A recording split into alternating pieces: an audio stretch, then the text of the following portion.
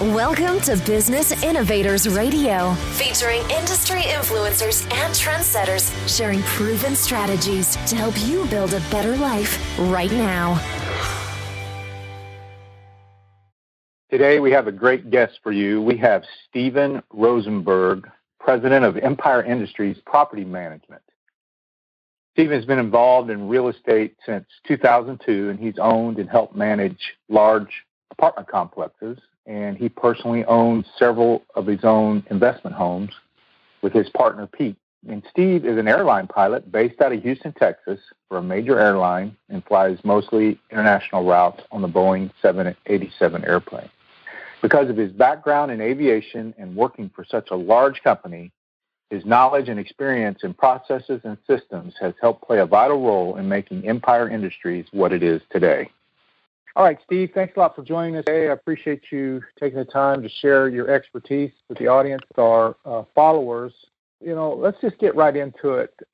Tell us about your business and the customers you help. My business is single-family property management, and we basically deal with investors that own anywhere from one property up to 50 properties.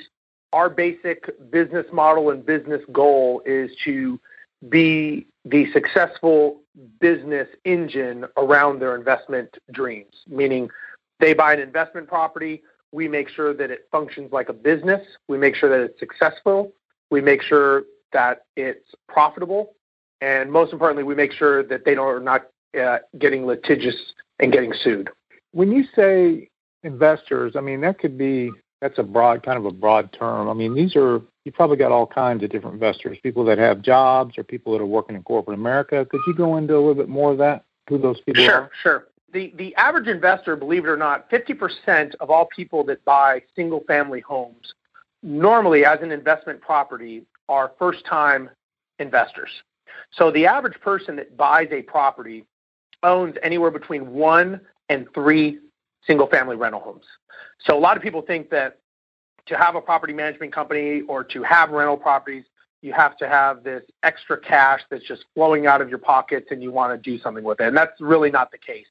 Most people are buying investment properties because they understand the value of leverage. They understand that they want to have some form of retirement down the road, some sort of security outside of their regular income. And they have a regular job and they're just looking for something to have as a quote-unquote security blanket for their retirement years. And that's the majority of people. They work, they like the idea, but they really don't understand the dynamics of owning a rental property. They don't understand the laws, the logistics, and quite frankly, they don't really want to learn that. And that's where we come in. We know the laws, we know the logistics, and they use us as leverage to be able to basically buy these properties and utilize them for the cash flow and the retirement and everything else that goes along with it. Excellent. So I've read your bio, and you have an interesting backstory. What led you to this field, and how you got started doing what you're doing? Sure. Good question. I think I'm unique. Maybe I'm not, but I'm what they call a 9/11 investor. I started off in the airline industry as an airline pilot for a commercial airline. Still am an airline pilot, actually. And obviously 9/11 happened, and I had just moved to Houston. I was living in Guam out in the South Pacific. I was flying out in Asia, and I just moved to Houston, and obviously 9/11 happened, and everything I knew, the landscape as a whole, turned upside down. Friends that I knew that were other airline pilots were not only losing their jobs, but with the swipe of a pen, they were losing their pensions through bankruptcy filings. They were there. Everybody, it was like a Band-Aid was getting ripped off of everybody. And the safe, secure environment of being an airline pilot was basically either not there or reality never existed. And what I realized is I was so specialized in training my whole life to be an airline pilot that it actually was working against me in the sense that I really didn't know how to do anything else. All I knew was to be an airline pilot.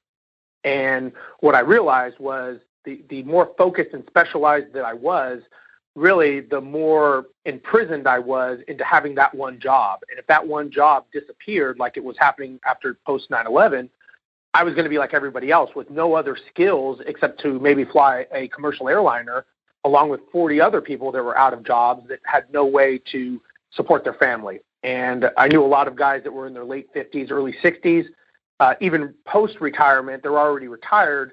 Companies were going out of business, and all of a sudden the pension companies were saying, yeah, sorry, we're going to have to take that pension back away from you, and good luck getting a job at 70 years old now to support yourself. So what I did is I started learning about investing, and I really seemed to gravitate towards real estate. I liked it because it seemed to have the best amount of leverage of my time, meaning I could buy something and it wasn't like it was a second job, and it had a lot of long-term wealth. And it really seemed to speak to me as far as planting a bunch of seeds, and by the time I do retire, I will have a forest of protection, basically, and will be able to support my family if I need to. And so I voraciously started reading about a book a week. I went to seminars. I did everything I could to just engulf myself in the investing world so that I knew that when I started looking to make acquisitions, I was prepared education-wise to take that step. So that was kind of my induction into real estate, if you will. Well, that's an awesome story. It's a classic entrepreneurial transition from what you thought you were supposed to be doing to what you're doing now. So that's awesome. What about, you mentioned some things that inspired you, but what are some other, was there a person maybe that inspired you along the way? You know, I think honestly, I'm a very, very hard charger. I'm a grinder. When I set my mind to something, I'm focused and I do it. I was probably one of the youngest people hired at the airline that I was at because I was so focused on doing what I did. I read a lot of books. Obviously, I really could connect with the Robert Kiyosaki, Rich Dad, Poor Dad series. I really liked. I kind of understood what he was saying. It's funny, when you read some of these books, you almost feel like they're writing it, talking to you specifically. And I did learn that the more I read and the more seminars I went to, there just seemed to be a common theme. And the common theme was leverage, systems, and basically get out there and swing the bat to connect with the ball, meaning you got to get on base. Don't think you're just going to get the home run. And I did. I went out there. I joined these real estate clubs locally in Houston. I partnered on a 39-unit apartment complex on my first deal. That went really well. We sold that. Then we started, me and my business partner, who at the time we were partners in the apartment complex, we said, hey, why don't we just start buying some single-family homes and see how that works out? So we started doing that. We started buying some single-family homes, and same tenacious attitude. Within a year and a half, we bought about 20 properties. And that actually turned out to be a major flaw in our thinking, in our not understanding how business models work, which I can explain later if you'd like. But that's kind of how I started in the line that I took. I really am a self-starter, and when I start focusing on something, I don't quit, I don't give up. I'm just a grinder. Nice. Some of the common obstacles preventing people from investing in the properties, what would those be? You know, it's funny. I talk to a lot of people, and you get every reason in the world why they cannot do something. And it reminds me of working out. I go to the gym. I get up every morning at 4 a.m., and I'm at the gym for 2 hours. And I always have people tell me, oh, I could never do that because I have this or I have that. And I always tell people, it's funny. I always hear people tell me why they cannot do something. I never hear someone say why they can get up at 4 in the morning to go to the gym. And it's the same thing with investing, I think. Everybody tells me why they cannot invest. I don't have the time. I don't have the money. I'm not educated enough. And I ask them, at what point are you going to cross that threshold to say, you know what, I'm just going to go out there and I'm going to do it?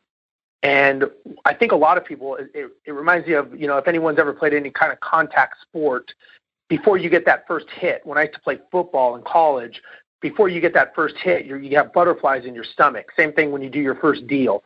Once you do the first hit and you get your first deal, you realize, you know what, it's really not that bad. This is really doable. I think I can do this. And I try to explain to investors that any investment property you get into, any property you buy, you could always get out of it.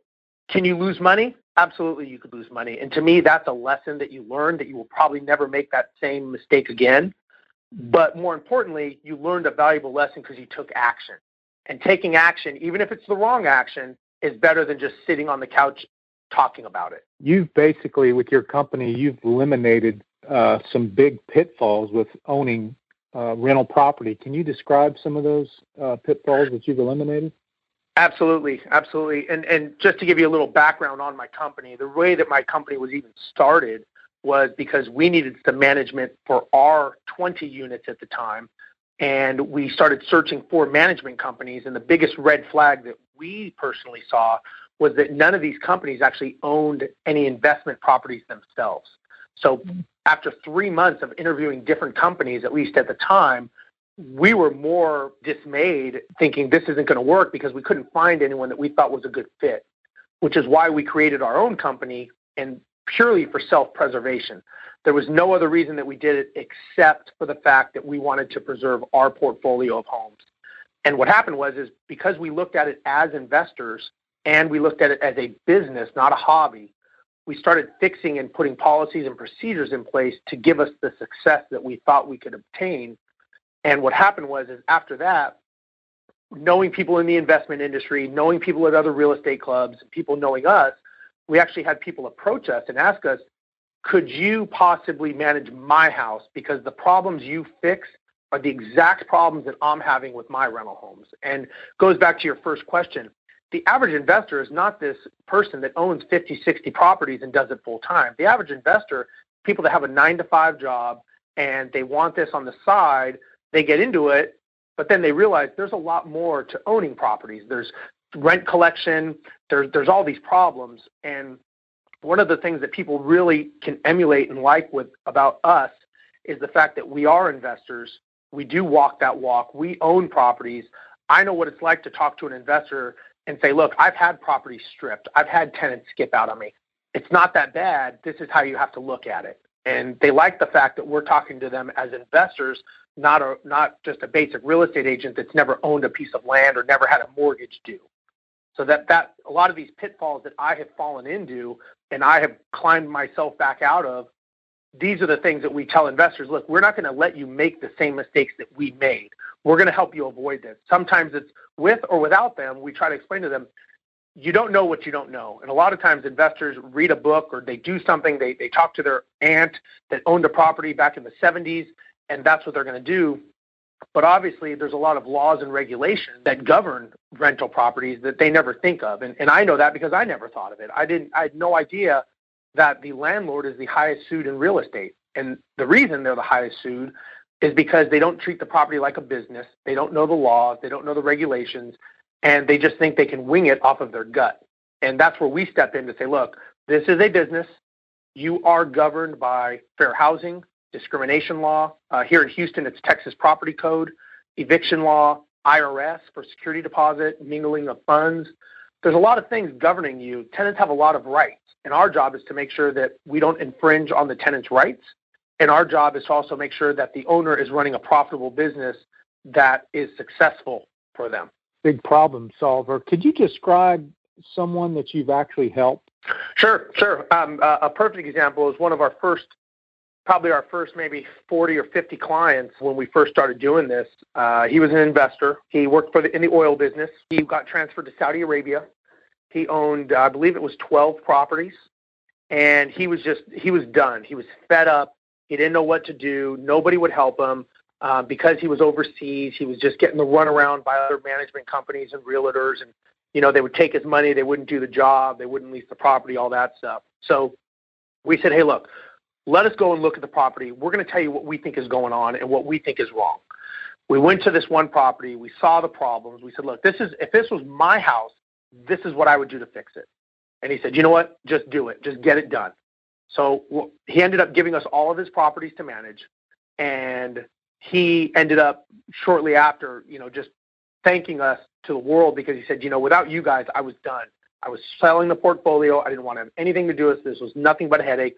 And now I see that this can be a business. It can be leveraged through other people, and it can be successful if it's approached the right way. And, we've helped a lot of people. Even if I don't manage someone's house, I've helped a lot of people. To me, proof of that is that we're the highest rated property management company on Google for Houston. So we have, more reviews than anyone else from owners, from tenants, from vendors, from everybody, because to me, it's all about a relationship business. Even though we are managing someone's properties, we have a living, breathing person in the property, and we have an investor that's got his life savings tied up in this investment property. And our job is basically a balancing act of keeping everybody happy. And, it sometimes it's difficult because different people have different perceptions of happiness. And sometimes it's not as difficult, but our job is to basically walk that line. Well, everybody's familiar with the 2008 fallout, but Houston never really experienced that, did they, with the housing market? I mean, it didn't. It did. It's kind of like a pendulum. The pendulum did not swing far on the appreciation side, so it really didn't swing far back on the depreciation side. So there was a little bit of sloshing. In general, it was not much. Right now is a fantastic time. We see so many investors buying properties here in Houston, and it's really interesting because back in 2008, when everybody was running for the hills, the true investors were coming in, and they were very focused, and they knew what they were buying because they were buying stuff on sale at a discount. And I tell people, you only lose money when you sell that property. That's when it becomes realized, meaning that when you have a property and you buy it overpriced, I would probably venture to say that in 30 years from now, that property will not only right itself in price correction, you will appreciate in value. So, people may have bought the thing wrong in 05, 06, 07, and I was one of them. I bought a couple properties that I just purchased at the wrong time, at the wrong side of the market. But if you hang on to it, it fixes itself with time. So there were a lot of people, but in the rental market, it's interesting that when you own a rental property, when times are good, you can sell it for an appreciated value. When times are bad and people cannot get a loan, or they're having trouble getting loans or things like that, or people are getting foreclosed on, rent prices actually go up. Because when people cannot buy a house or they're losing their houses, they don't turn into sugar and melt, they become renters. So rent prices go up in downtime. That's a great point. There's a lot of fear out there, obviously, probably because they're not, they don't have the knowledge of it. But what is the best piece of advice that you would give to somebody who's considering investing in real estate and taking that journey? That's a great question. What I would tell people is you need to look at what your goal is going to be. And what I mean by that is are you doing this to flip a couple properties and have a second or third job? Are you looking for long-term wealth of holding an acquisition? What is the goal you want to be to? And how many do you want to have at that end goal? And then after that, you want to have the strategy to get to that end goal. Meaning if you want to have 10 houses in 10 years, that means you need to buy one house a year. That's the strategy to get to your goal. Now, backing up a little bit further, before you even do that, and implement your strategy to get to your goal, you need to make sure you have a working business model. Meaning, okay, how are you going to facilitate making the acquisitions? How are you going to deal with getting the property rented? Are you going to do it yourself, or are you going to use a professional management company? How are you going to deal with maintenance? So you need to have a business plan and a business model. And most importantly, you have to have policies and procedures not only in place, but written down and followed. And so many investors I talk to have no idea what their plan is. And to me, that's like getting in a car, putting on a blindfold, hitting the accelerator, and just thinking you're going to make it up the 45 freeway and just seeing how it goes. The odds of you crashing are exponentially high and almost guaranteed. Same thing in business. If you don't have a plan and you don't have a strategy and you don't have a clear definition, you will crash. It's just a matter of time. So I tell people, step back, think about what you want out of this, and then think of how you're going to get there, and then create the proper infrastructure to get you there. Buying deals and getting properties, there's always going to be deals. There's always going to be properties. You have to make sure that you have the proper facilitation to make that happen. And I was not one of those people. When I was buying these 20 properties in a year and a half, as I had mentioned earlier, I basically put the blindfold on and I was in a buying frenzy. I was buying everything I could because I thought there's not going to be any houses left in Houston. And that was a big mistake. And I learned from that mistake. And I'm very cautious to tell people, don't make the mistake that I've made. Sit back, think about it, be calculating, and remember, it's a business and there's no rush to do anything. Great advice. There's a lot of so-called gurus in the market. and, people are talking no money down, no credit, hard money loans. Could you talk about that a little bit? You got any advice on that? Sure. Yeah, we get a lot of people, obviously, being the size that we are and the crossroads of investors and out-of-country investors that approach us. We get a lot of people that ask us about that. And what I would say to them is make sure that you're educated before you go into any type of venture with anybody, whether it's no money down or a hard money loan. Could you do it, and could you make money doing it? Absolutely you could, if you know what you're doing. If you don't know what you're doing, you can get hurt very bad. And the only way that you know is by educating yourself and being prepared. And it goes back to, what is your business plan? People ask me, how much should I make a month on my rental property? And I come back to them and say, well, what's your business plan? I don't know what your bills are. I don't know what your plan is. If you make $500,000 a year in income, you may not care about cash flow. You may care about speculation of what this will be worth in 10 years from now. So what I think is a good deal and what you think is a good deal are completely different. And it goes back to having what your plan is. And everybody, I've noticed in real estate, especially coming from this as an outsider, being an airline pilot and seeing this, everybody seems to think that when you're an investor, you have these deep pockets and you're just looking to just spend on anything. And I think the reality is a lot of people are willing to spend because they think that that's the savior that's going to get them away from having to educate themselves. They think they can shortcut it.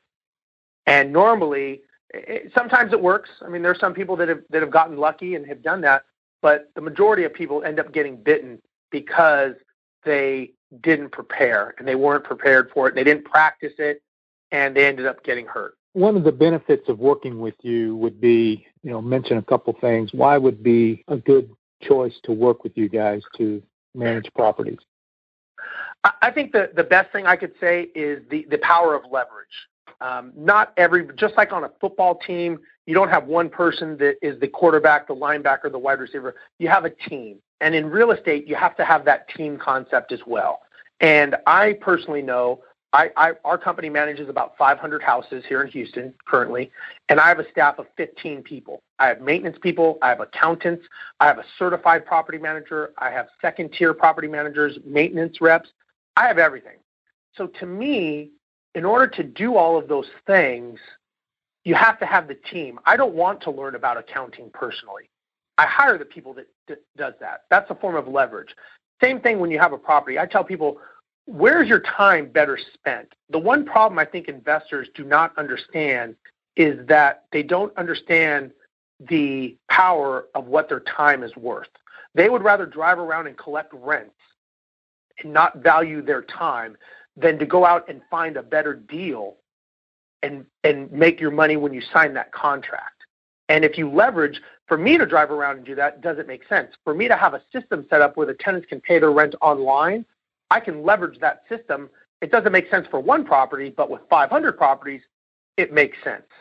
And, unless you want to learn the laws and regulations and everything that goes into being a true investor that knows what they're doing, you don't have to learn it, but you need to partner with someone that does.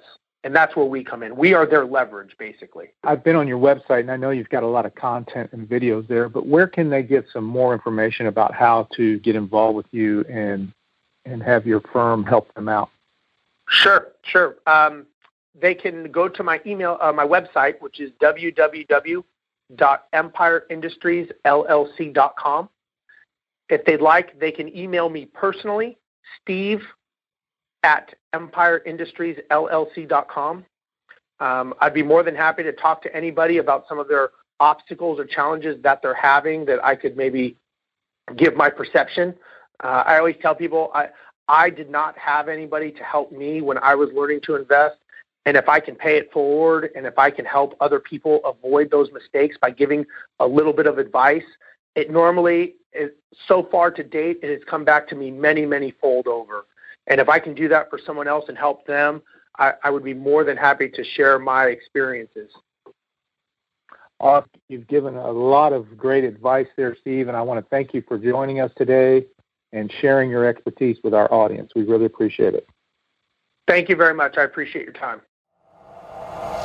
Thanks for listening to Business Innovators Radio. To hear all episodes featuring leading industry influencers and trendsetters, visit us online at businessinnovatorsradio.com today.